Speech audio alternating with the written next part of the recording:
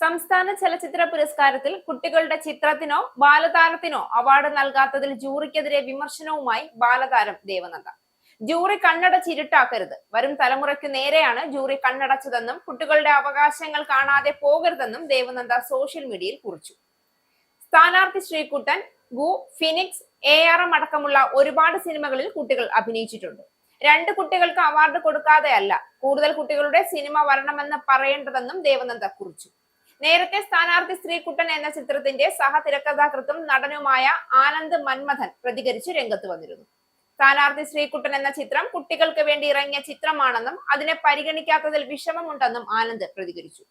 കുട്ടികളും സമൂഹത്തിന്റെ ഭാഗമാണെന്ന് പറഞ്ഞ ജൂറി ചെയർമാൻ കുട്ടികളുടെ അവകാശങ്ങളെ കാണാതെ പോയതിൽ കടുത്ത അമർഷമുണ്ട് എന്നും എല്ലാ മാധ്യമങ്ങളും, സിനിമാ പ്രവർത്തകരും, പൊതുജനങ്ങളും ഇത് ചർച്ച ചെയ്യണമെന്നും ദേവനന്ദ ആവശ്യപ്പെട്ടു.